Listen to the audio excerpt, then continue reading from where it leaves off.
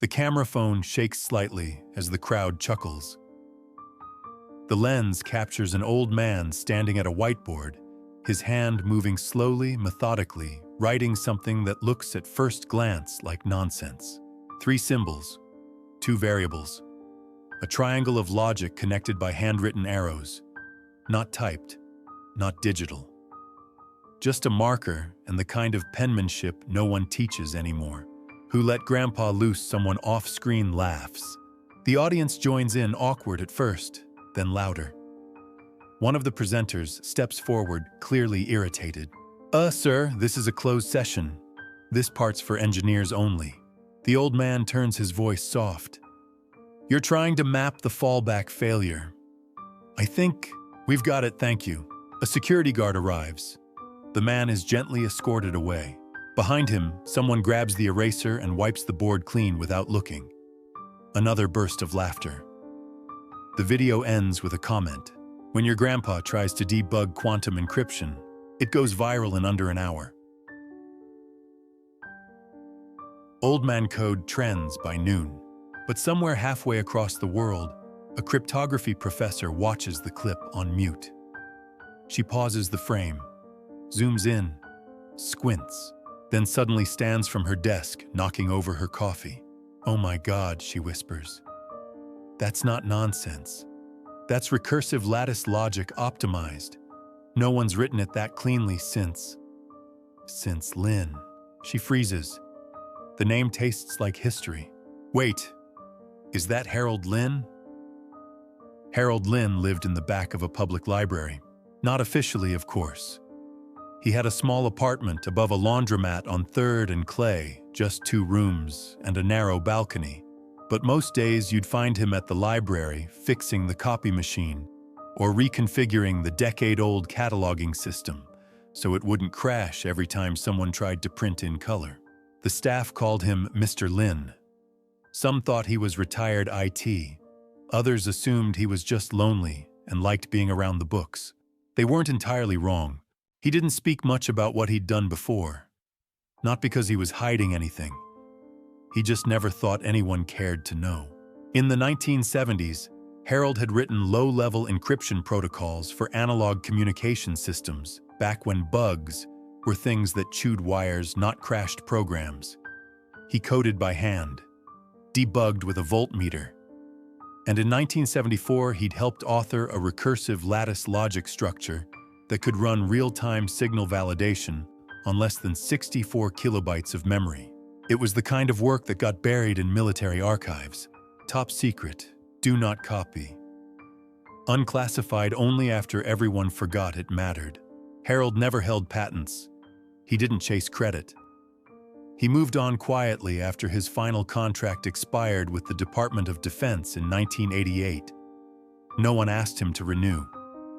The world had moved on to younger programmers, GUI-based interfaces and languages Harold didn't understand and didn't need to. At some point, the systems he helped build were updated, rewritten, replaced. His name was never in the footnotes. Just his initials, sometimes scribbled in the margins of old yellowing manuals. He didn't mind. What did bother him quietly, inwardly, was the way people looked at him now. Like time had made him useless. Like his hands, which once calibrated frequency modulation by feel, were only good for pushing carts or feeding pigeons. He'd watch kids in the library using Python to animate cartoon frogs and think, you have no idea what it took to get to print "Hello World." But Harold wasn't bitter. He was just small now. The world used to feel like a circuit board complex, but solvable. Now it was all voice commands and touchscreens and apps that couldn't be fixed when they broke, only replaced. He spent most mornings reading IEE journals 3 decades out of date. He liked the ones with diagrams. He liked ink on paper. He liked the way old logic gates still made sense even as the world around him insisted on running faster and remembering less. And then one day, his granddaughter Clara signed him up for a conference. "You're going," she said firmly. "They're talking about real-time encryption in quantum environments. It's basically your old work, but on a cooler screen." He chuckled. "They won't want me there." Maybe not, she said. But you'll want to be there. And I already got your pass. You're a guest. No pressure. He tried to argue, but she handed him the envelope. Inside, a courtesy badge, a paper schedule, a little folded map. Harold packed a peanut butter sandwich, a notepad, and his old fountain pen. He left his name off the form. He didn't need anyone to know who he was. He just wanted to see if the world still remembered how to solve a problem without Googling it. The expo hall buzzed like a hive, LEDs blinking, voices rising over music loops, touch screens chirping softly at every booth. Harold moved carefully along the polished floor, his satchel tucked close against his side. His badge, printed with faded ink, kept flipping around on its lanyard, unreadable. He wasn't sure what he was looking for. Then he heard it. Not the polished language of presenters or the rehearsed cadence of startup founders, but something messier. A heated argument. Engineers disagreeing in real time. That, he understood. He followed the noise to a side room labeled Emergent Protocols for Real-Time Encryption. No cameras, no sponsors. Just 20 or so engineers surrounding a massive whiteboard arguing over a failure case none of them could fix. The cascade handler keeps tripping, the fallback one said, pushing up his glasses. We tried flattening the decision tree. That just bloated the response time. A third, wearing a branded hoodie, rubbed his forehead. It's the handshake protocol. We're bleeding 2 milliseconds somewhere. Harold stepped just inside the doorway. No one noticed. But the diagram on the board, what little of it he could see, made his stomach turn. They were trying to fix it with complexity. Layers upon layers of abstraction. All speed, no structure. No one had stepped back to see the logic underneath. It was like watching someone try to fix a cracked mirror with more glass. He leaned forward, peering at the branching conditions. He knew this pattern. He had written this pattern. In 1976, in a tent with no electricity, no digital tools, just a whiteboard and a radio screaming static every 4 minutes. This wasn't nostalgia. This was recognition. Harold hesitated. He didn't want to interrupt. He didn't belong here. These people were younger, faster, smarter in a way he didn't even understand anymore. But they were going in circles, and he could see the solution clean, like it had been waiting for someone to slow down long enough to notice it. He touched the marker tray. His fingers brushed the black expo marker. His hand shook slightly as he picked it up. Maybe they'd laugh. Maybe they'd delete it before he finished. Maybe no one would understand. But for the first time in years, Harold Lynn felt necessary. He stepped forward, cleared a small corner of the board, and began to write. The video barely lasted 38 seconds.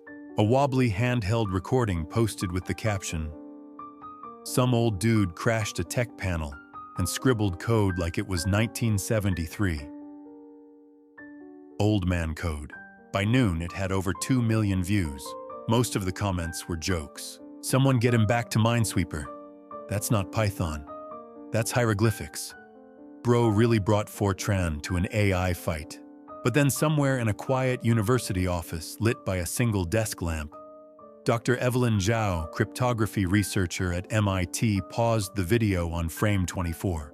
She leaned in, narrowed her eyes, reached for her keyboard and froze. There, just before the eraser hit the whiteboard, was a clean sequence of logic gates diagrammed by hand. A recursive lattice perfectly balanced. 3 variables, 2 forks, and an exit condition so efficient it made her breath catch.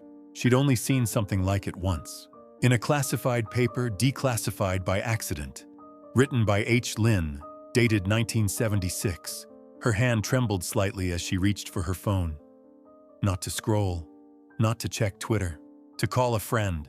Across the country in a cluttered lab at the NSA's Cryptologic History Archive, a retired analyst answered his phone. "Hello, Mark," she said. "I need you to look at something. Right now." By that evening, 3 major research groups had flagged the clip. One university in Belgium tried to recreate the code by freezing the video frame by frame. A Reddit thread appeared titled, "Can someone decipher what the old guy actually wrote?" It gained 10,000 upvotes in an hour, and then slowly the jokes started to disappear. Because line by line, engineers realized this wasn't gibberish. It was beautiful and terrifyingly precise. A logic model so compact, it undercut months of current research. A function that eliminated two bottlenecks. A conditional loop that perfectly handled overflow without triggering fallback redundancies. Wait, who is this guy? Harold Lynn, meanwhile, had no idea. He sat in the small break area of the convention center near a vending machine eating half of the peanut butter sandwich he'd packed from home. His badge still hung sideways. No one recognized him. No one except one. A young woman, mid-20s, black glasses, curly hair tied back with a mechanical pencil, walked up slowly. The same woman who'd recorded the video. She didn't say anything at first, just stood there holding her phone in both hands, eyes wide. Harold looked up. "Was I not supposed to write on the board?" he asked softly. She opened her mouth, closed it, tried again. "Sir, did you really write that logic structure?" she asked. He looked down at his sandwich, then back up. "I used to work on something similar, a long time ago." "Was your name Harold Lynn?" He blinked. "Yes." The air changed. She stepped back as if something holy had just stirred. "You're that Lynn, the lattice protocol from the 70s, the Bagram field fix, the recursive fallback that..." She stopped herself. Her voice caught. "They erased your name in every version I've ever seen." Harold smiled faintly, like a man surprised to hear his own name in a language he hadn't spoken in years. "Well," he said, "I suppose it was just meant to work. Didn't need credit." She shook her head. "No," she whispered. "It needed a witness." By morning, the clip had made the front page of Hacker News. The title read, "Mysterious Elderly Man Writes. Breakthrough Logic by Hand. Is this the lost Lynn?" Tech blogs ran with it. The Verge man in his 70s silently solves what 3 labs couldn't. Wired Harold Lynn may have just proved we've been over-engineering real-time encryption for a decade. Some called him a genius. Others called him a ghost. But to Harold, it all felt unreal. He was back at home, sitting at the small kitchen table near the window.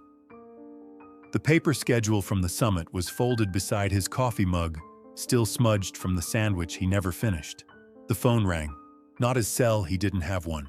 The landline. He let it ring 3 times before picking up.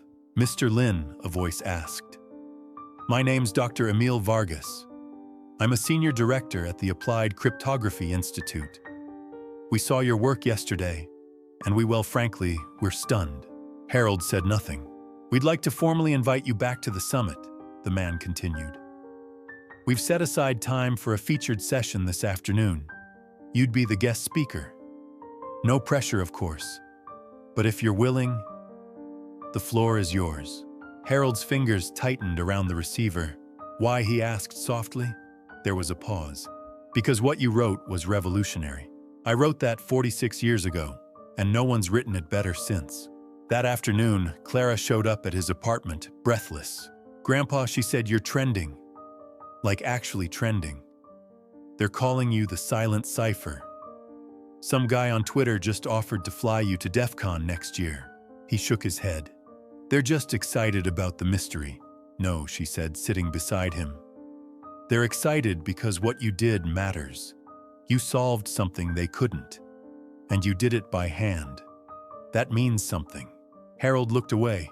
"I don't want to be a trend, Clara." "You're not. You're a foundation." He didn't answer. The rideshare came at 3:00 p.m. Harold stood by the door for almost 20 minutes before deciding whether to get in. Inside the convention center, the staff recognized him immediately. Not from his badge, but from the buzz. A dozen attendees offered to escort him, but he declined. He walked slowly alone the way he always did. The featured panel was already full. Folding chairs spilled out into the hallway. 2 large screens mirrored the stage. A title card read, "Legacy Code, What We Forgot to Remember." When he stepped through the curtain, the room fell into silence. He didn't approach the microphone. Not yet. Instead, he looked at the crowd. All young, all bright, all fast. Too fast. He walked to the edge of the stage holding his notebook, the same one he'd carried for decades, its corners worn soft by time. Before I say anything, he began, voice calm. I need to ask something. They waited. Do you want to hear this because you understand what I wrote? Or because I went viral for writing it? The silence grew heavier. One hand went up near the front. A woman with a university badge. Her voice steady. Both, she said. We need to understand the work. But also maybe we need to remember that the quiet ones might have already solved what we're still struggling to ask. Harold exhaled, folded his notebook shut, and nodded. Then let's begin. The applause after Harold's talk was respectful, even warm, but it wasn't loud. It wasn't electric. Some nodded slowly, taking notes like disciples. Others exchanged glances, half impressed, half skeptical. A few clapped out of courtesy, then immediately turned back to their phones. By the time Harold stepped off stage, a storm was already forming. On a live stream chat, the comments were rolling. Nice story. Too bad there's no peer review. Let's see the actual math, not just a grandpa with chalk. Bro didn't even use Python, LMAO. Skeptical. This screams nostalgia bait. Guy's probably a plant for marketing. An influencer with 1 million followers reposted a photo of Harold and captioned it, "When the boomer in your family says, 'back in my day,' and it crashes an AI panel." By morning, think pieces were circulating. Tech Edge, are we over-romanticizing legacy code?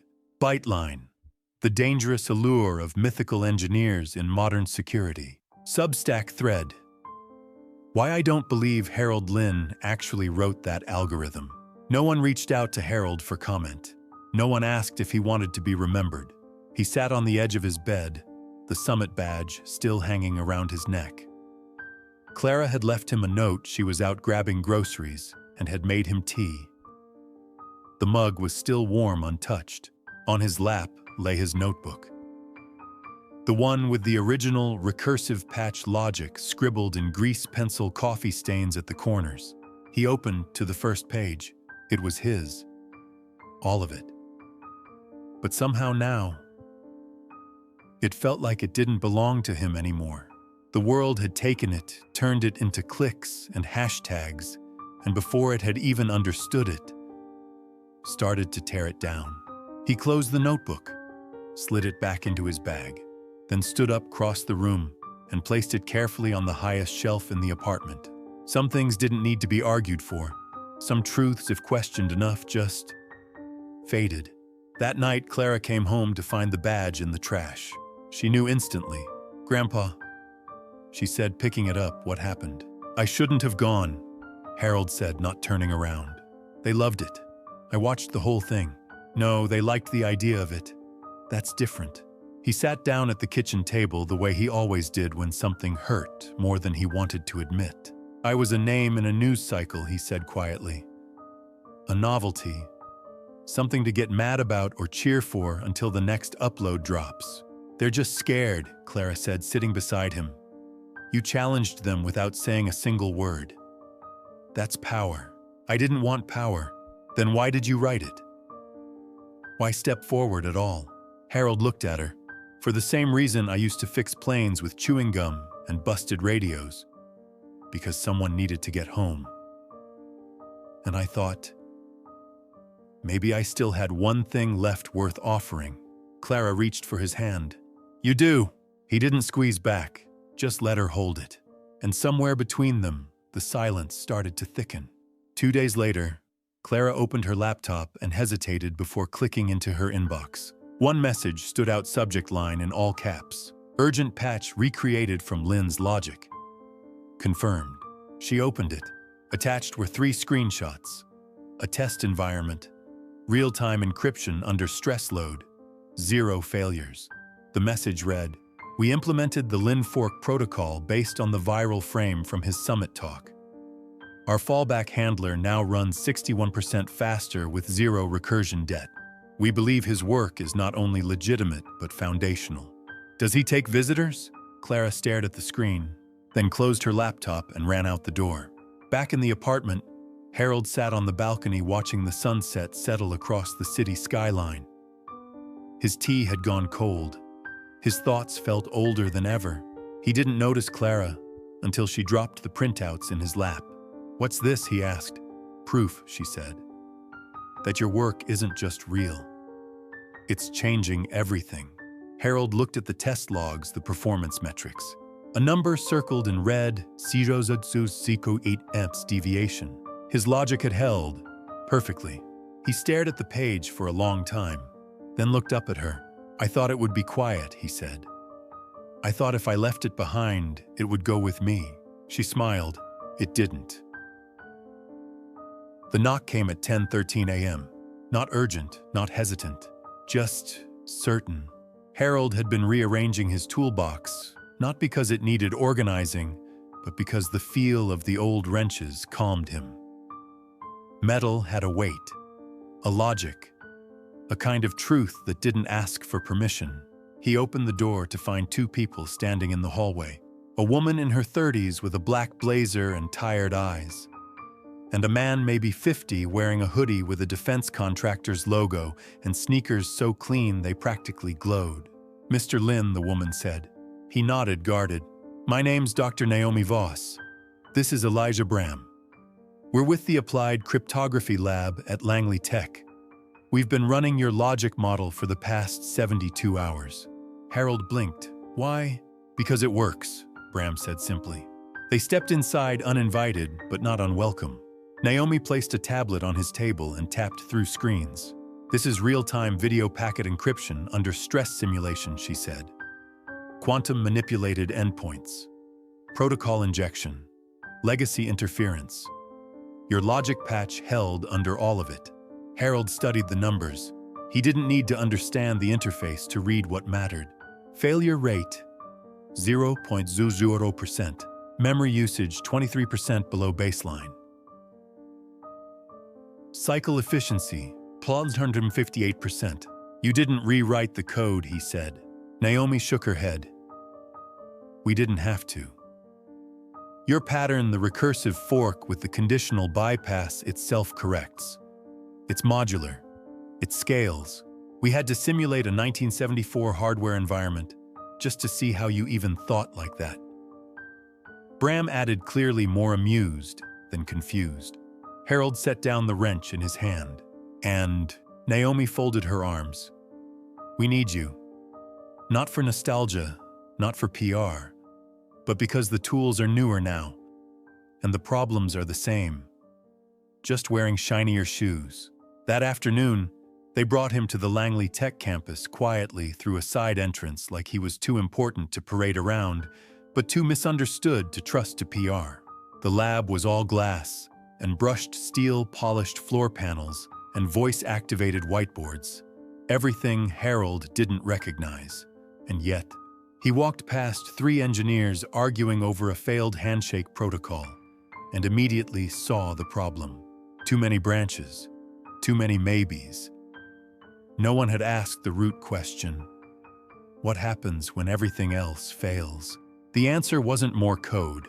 It was less. He asked for a marker, and this time no one stopped him. By evening, he was seated with their senior team. They rolled out hardware models, gave him gloves, asked him to trace through systems with a pen instead of a keyboard. At one point, an intern tried to translate for him. Harold smiled, let her finish, and gently corrected her logic in 3 lines. The room fell silent. Then one by one they started to smile, not because he embarrassed her, but because he was right. Naomi approached during a break. "Do you know what you did this week?" she asked. "I made a mess," Harold said. She shook her head. "You exposed a generation of engineers to a new idea that the best solution might not be bigger. It might be older. It might be quieter."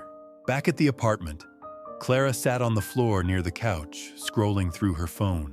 "Grandpa," she said suddenly, "someone edited your name back into the original BDAR protocol on the Military Archives wiki." Harold looked over.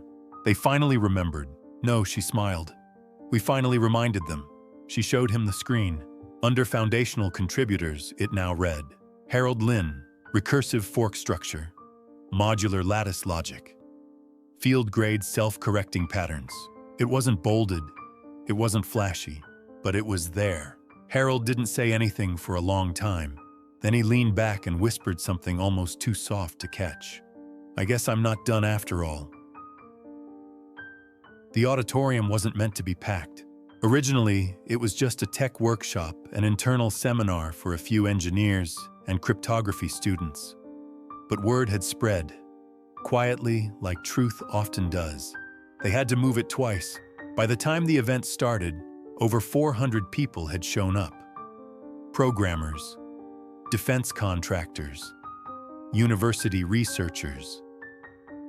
Even a few retired engineers in their 70s, like they'd sensed something old was coming back to life and wanted to see it for themselves. And there, at the center of it all, was Harold Lynn. He didn't take the podium. He didn't open with a speech. He just stood at the rolling whiteboard in a pressed button-down shirt, sleeves rolled neatly, a black marker in his hand, and a blank grid in front of him. The moderator introduced the event. We'll be running a live reconstruction of the Lynn recursive patch model, codename Silent Fork, on simulated encryption hardware. The objective proved that minimal logic can outperform complex fallback systems under real-time conditions. The crowd was quiet, alert, but not out of reverence, out of curiosity. Could the man who wrote algorithms before the internet really show them something they hadn't already automated? Harold drew the first square. This is where you begin, he said softly. Not with the answer, not with the language, but with the constraint. He tapped the board once. You've lost comms. Your fallback loop is corrupt. You're down to 30K memory and a hand calculator. What do you do? Silence. No one answered, because they weren't used to thinking that way. He smiled gently. You work backward. He drew 3 more lines. No flashy gestures, no dramatic flair, just pure clean logic. For every failure, you don't ask how to fix it. You ask what still works. Then you build outward from there. Meanwhile, behind him, the simulation team entered his logic into the real-time testing environment. The screen lit up. Initializing. Applying Silent Fork model. Communication stress test live. Harold didn't even turn around. He just kept drawing. Modular pathways. Loop conditions. Recursive termination. All in marker. People began pulling out phones, not to film, but to keep up. They were photographing the board, scribbling notes, whispering to each other. That's a floating logic gate without error bleed. He's mapping redundancies without loading cost. He's not coding, he's sculpting. And then the final line. He underlined it. Now Harold said still, without looking back, run the test. On the main screen, the test launched. A sequence of encrypted signals streamed through the virtual node array. Stress variables surged. Standard protocols began to fall apart, latency, overflow, packet loss. Then Harold's patch engaged, and everything snapped into place. Signals rerouted, compression stabilized, memory usage dropped, throughput increased. The room let out a collective breath, as if they hadn't realized they'd been holding it. The display showed failures 0, average latency 0.0 memory overhead 62% below baseline, and in the top right corner the new label, Lynn model, active. One by one the audience stood, not because they were told to, not because a presenter said, let's thank our speaker, but because they knew this wasn't a relic. This wasn't a tribute. This was mastery in real time. Clara stood backstage holding her phone with trembling hands. She didn't need to film it. She'd remember every second of it forever. Beside her, Naomi Voss whispered, "Do you realize what just happened?" Clara nodded slowly. "He didn't just prove his method works," she said. "He reminded them what real engineering looks like." Afterward, people lined up to shake his hand, to ask questions, to listen, one by one. And Harold didn't rush them. He answered each with the patience of a teacher who'd waited decades for his classroom to show up. Then, just as the crowd began to thin, a familiar face appeared. the same young engineer who'd erased his diagram at the summit. Now pale, flushed eyes red around the edges. I didn't know, he stammered. Harold nodded once. Now you do. The young man swallowed. I'm sorry. Harold looked him in the eyes. Don't apologize for what you didn't see, he said quietly. Just promise me next time you see someone writing in a language you don't understand, don't assume it's nonsense. The man nodded and walked away changed. That night, as the sun slipped below the skyline and the simulation logs printed onto thermal paper, Harold stood alone at the whiteboard. The ink from his marker still gleamed under the lights.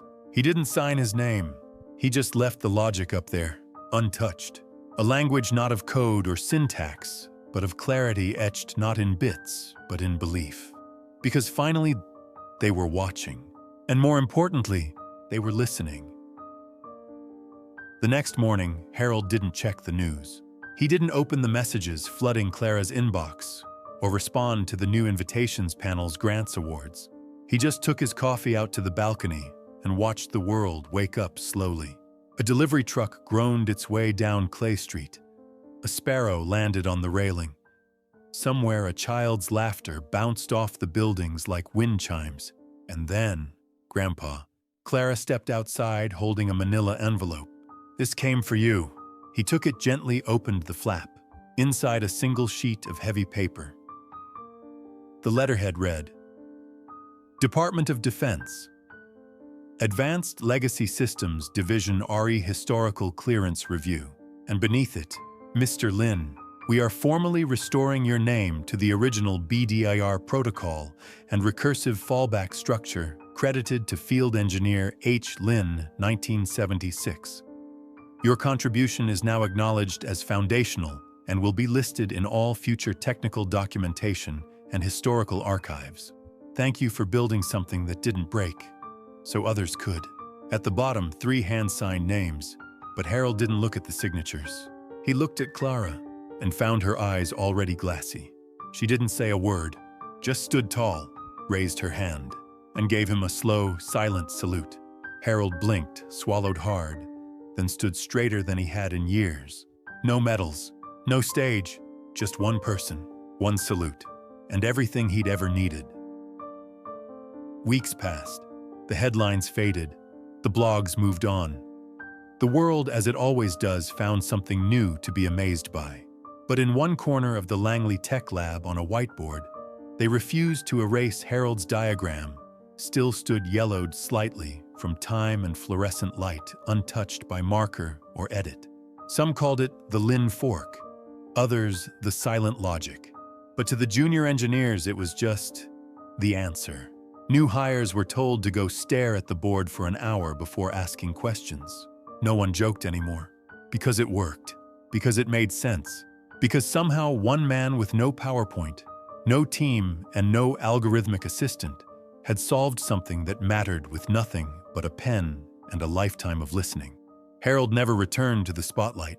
He spent his mornings on the balcony, tuning radios no one else could fix, sending Clara handwritten notes with logic puzzles he invented just for her. One afternoon, she framed the badge from the summit and hung it on the wall beside his desk. He didn't say anything, but the next day, she found his old notebook sitting just beneath it, open to a new page. At the top, written in his careful hand, when everything fails, start smaller. The answer isn't louder, it's closer. And beneath it, a single clean diagram, one she didn't recognize yet, but she would. Far away in a dark server room, humming with machine learning processes and real-time encryption stress loops, a line of code blinked softly at the base of the log. Lin still holding. It stayed there. No one deleted it. No one dared. Because some things, the most important things, don't need to shout. They just keep working, quietly, faithfully, forever.